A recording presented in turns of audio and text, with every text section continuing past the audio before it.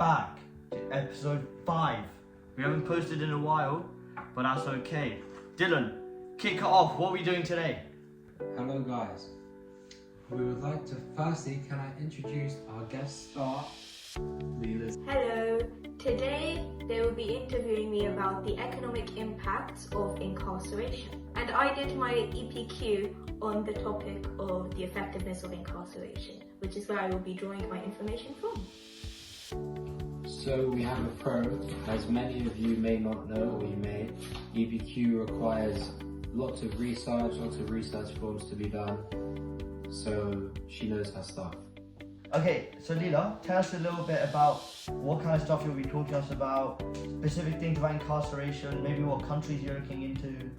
So I did my EPQ comparing the incarceration systems of Norway and America. So I'll be talking about Norway and America. The Norwegian system is more effective than the American system, and I'll be talking about the economic impacts of both of these countries. Okay, well thank you Leela. So let me straight up ask you, how much does the US actually spend on incarceration, and where does this money go? Like, some of it goes here, some of it goes to the toilet system, goes to getting food. How do you spend this money? So the US spends around $30,000 to $60,000 per year per inmate on incarceration. And a lot of this money is spent on prison and jail operations, salaries, benefits, healthcare. There is money spent on rehabilitation programs, although these are underfunded in America compared to other countries. Money is also spent on private prison contracts and giving private prisons profits for incarcerating more individuals, which means that this money is also spent on mass incarceration. More money could be spent on education, healthcare and job training, which have more positive impacts on the economy, which we'll be talking about later. I agree with you, Leela. I think we could spend, because a lot of people are getting arrested for very silly stuff. Like we've seen in Britain recently, well actually not even recently, it was a little while ago now, when they had to literally say, okay, you gotta let some people free because we have too many people getting jailed now, we don't have enough prison space. Now this doesn't relate to that, but America maybe, so less money can be spent on incarceration. Maybe some crimes should just be getting a fine instead of getting sent to prison. And that means that money could then be used more towards the prison system, or can be used towards fiscal spending on education, and they can also spend on like prison healthcare as well. Thank you for your insights, Marwan. But now I have a question, Leela. What exactly happens to a person's economic prospects after leaving the prison? Thank you for that question. Firstly, I'd like to expand on the overcrowding. Actually, the USA's prisons are overcrowded. A lot of prisons are at 105% capacity, which means they are overcrowded, and this has negative impacts on rehabilitation. So, firstly, whilst an inmate is incarceration, they are removed from the labour market. So this reduces the available labour and potential productivity. And secondly, there are employment barriers in the US after an individual is incarcerated. So there are 27,000 legal restrictions on incarcerated individuals. This includes employment discrimination, the denial of certain licenses, and so on. And so this limits economic opportunities and reduces overall workforce participation.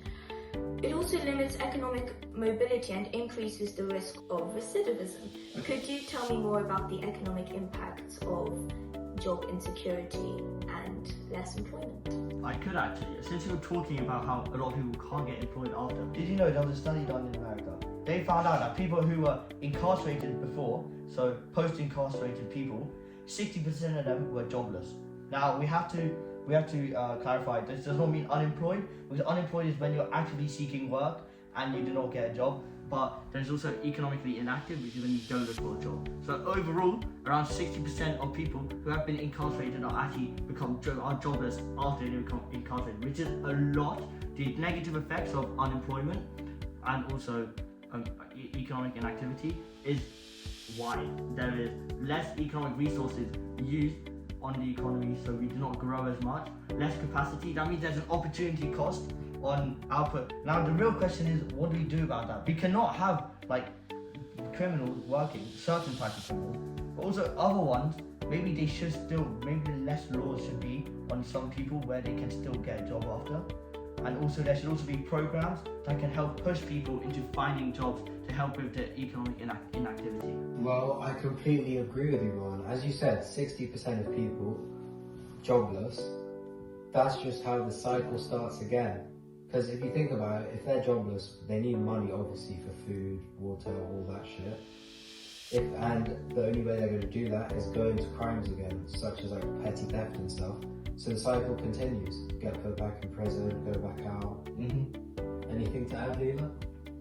Yes, you actually mentioned a key aspect of why incarceration in the US is often ineffective. It's because of a lack of post-release support, they resort to crime as a result because they're unable to support themselves, and this feeds the cycle of being unemployed, not being educated or qualified enough to get jobs, and resorting to crime as a result.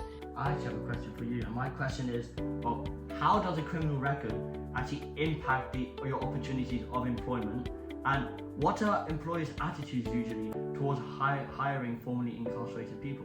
So this is an extension on the previous question. So as I've said, there is usually discrimination towards previously convicted people, and employers are quite resistant to employing previously incarcerated individuals. So this means that they are often unable to get jobs because there's a negative attitude towards them. So I think the general population's attitude is also an important factor, because if you have the transferable skills, you also need a positive attitude towards these previously convicted individuals, that they are able to work, to provide for the economy, and to benefit the labour market. Okay, to add to follow-up question, what do you, well, obviously these people have been put in prison for a reason, right? And it's not fair if they can't get a job, but at the same time, do you think it's fair that employers are resistant on employing them? I think that's actually fair enough. I think that's why rehabilitation programs and education can be beneficial. As we know, crimes can be recommitted, but a lot of the time when rehabilitation programs are successful, there is a lower rate of committing those crimes again. And this is shown through the Norwegian system, which now has a 20% recidivism rate compared to the US, which stands at around 60 to 70%. So there are less people committing crimes after their release. So I think we should put more trust in these people after they have gone through these education programs and rehabilitation programs, as well as job training. And so because this could benefit the economy, because they would be employed and thus they would be contributing to productivity. And what exactly are these rehabilitation things? Like, what do they do? So firstly, there's mental health support. So if the underlying cause is due to mental health issues, there is support for that. So there is some in the US, although this is underfunded, and this is more sophisticated in Norway, because actually the systems that the companies that provide these systems outside prisons provide these systems inside prisons, so then they are qualified to do so. But these include so there's mental health support, there's also job training where they learn transferable skills like carpentry, there is computing skills, soft skills, and mechanics, statistics, and so they learn these so they are able to transfer them towards the job market after their release. So this is what these rehabilitation programs include. So they include education for soft skills, job training for mechanical, carpentry skills, and mental health support, and just help on how not to resort to crime, how to deal with issues in other ways. So, Leela, following this discussion we had about unemployment after incarceration, can rehabilitation and reintegration programs reduce the recidivism and boost economic inclusion? Yes, they absolutely can, and this is again demonstrated through Norway. So I've already explained the transferable skills that can be received from rehabilitation programs and what rehabilitation programs include. But Norway actually previously had a high recidivism rate of around 60 to 70%, similar to the USA currently, but it was the reform of their incarceration system in the 90s to make it more focused on rehabilitation and normalization that now led to a recidivism rate of 20%, and their economy has benefited. And whilst they do spend around $150,000 per inmate per year, this is outweighed by the economic benefits of, as you know, employment and contributing to the productivity of the economy. So yes, I do think that they can help the economy. So now let's move on to the sectors in the prisons. As not many of you may know, there's obviously public prisons funded by the government, and there's also the private sector, which are like private companies which are subsidized by the government. And I just wanted to ask, what role do you think private prisons play in incarceration, and are they incentivized to keep prisons full? So I will answer this question I'll explain the role of private prisons and sort of like their benefits to the prison system and their sort of negatives and which will include how they are incentivized to keep prisons full. So originally the US resorted to private prisons because their prisons were becoming overcrowded, and so they resorted to private companies to help build and manage their prisons. So the idea of these prisons is that they are to help save costs, although in the US they have provided a total of about 1% cost savings, most of which has been from underpaying their staff and providing less rehabilitation programs and understaffing their facilities. So this is sort of their role. They are meant to work like public prisons, but they get profit actually based on the number of inmates incarcerated. So yes, they are incentivized to incarcerate more inmates because they are paid based on how many inmates they have incarcerated, rather than on better outcomes like rehabilitation, reintegration, better employment outcomes. So I think that profit prisons can be beneficial because they would be incentivized to produce better outcomes if contracts are based on performance. Also, there would be more money for better rehabilitation programs, there would be competition for innovation, as I'm sure you're aware, and more specialized services. However, they're incentivized to incarcerate more inmates, so obviously they extend sentences. So could you tell me about the impacts on the economy whilst inmates are incarcerated? Before I do, I wanted to touch upon, so you're basically saying what needs to happen are supply side improvements of the private companies, so then they start spending more money towards improving their own services instead of just wanting to incarcerate everyone. Because the profit incentive right now is towards incarceration. It should be shifted towards rehabilitation, job prospects after, and these supply side improvements do take some time. They're not quick. There's a time lag that comes with that. There's also opportunity cost, because let's say they're spending more money towards rehabilitation and job prospects after, maybe less money might be going towards the quality of the prisons, which has been seen a lot. Many firms who are profit maximizers, they often cut costs in safety issues, they cut costs in human rights. So when it comes toward that, you should also be thinking about what are you sacrificing, what are the quality trade-offs happening in the prisons. And now to touch upon the negative impacts that can happen during people are incarcerated. Obviously, number one, they're not working, they're unemployed, which means that they cannot contribute to the economy. This can, obviously they're in prison, they already have a negative mindset, but they will even have a lower motivation afterwards to get a job, which means that there will be a high impact on the economy. Let's not forget, most people have families, friends, people they know. When they're incarcerated, this can negatively affect them as well. It will bring negative mental health impacts to family members, which we all know directly correlates to the possibility of them working. Let alone, some people may rely on one specific person to bring money into the family. This can be illegally, obviously, during drug dealing. But let's say they get arrested, what happens to the family? Where do they get their income? And what will happen to them? They could lead into poverty, and it could lead to a cycle of poverty where the people who don't get any money, when they have children, they won't be getting the education they need, the motivation they need to go ahead and get and benefit to the economy. So there's a lot of negative impacts that can come from incarceration. So as you've said, first I'd like to touch upon the fact that they would be less incentivized to get jobs afterwards. This is true because there are forced labour programs where inmates are forced to work for minimum to no wage, and often in poor conditions, which would often anger them and sort of make them less responsive to reform.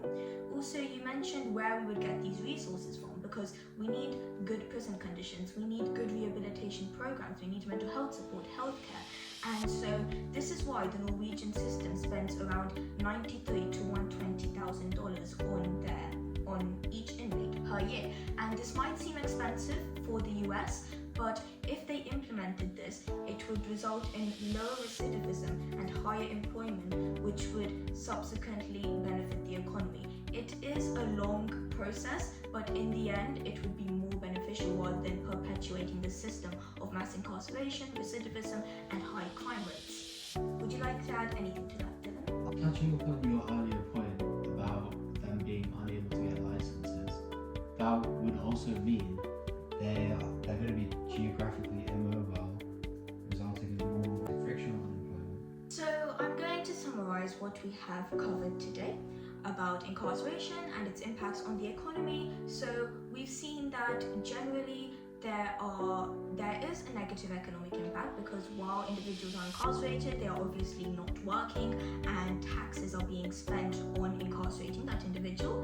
But we have also seen that in Norway, when these funds are focused on rehabilitation, then we get lower crime rates, lower recidivism rates, lower incarceration rates. Around 54 per 100,000 are incarcerated, compared to the US, where 541 per 100,000 are incarcerated. So less people are incarcerated in the first place, which means that less people are actually being taken out of the labor market. And so this means that there is a better economy. And so I think that if the USA implements the Norwegian system, whilst in the short term it would cost them more money, they would get a long-term economic benefit, because there would be less individuals committing crimes, there would be less individuals recidivating after they are imprisoned, and therefore there will be more individuals involved in the labour market and contributing to the economy. We've also touched upon private prisons. I think that private prisons can exist if contracts are based on performance rather than occupancy levels, because then they are incentivized to provide better rehabilitation programs, better staffing, and so on, and it can help the overcrowding in public prisons. But when they are focused on the beds occupied, then they are incentivized to incarcerate masses of people, and often they extend sentences because they put stricter rules and say that inmates have sort of disobeyed these rules, and they extend sentences. It was found actually in Mississippi that sentences were 4 to 7% longer in private prisons than public prisons for the same crime and the same sort of performance in prisons. So yeah, thank you for interviewing me, and thank you for your insightful comments on the impacts of incarceration on the economy. Well, thank you for coming first of all. This has been another Neekonomics episode from Dylan and Marwan.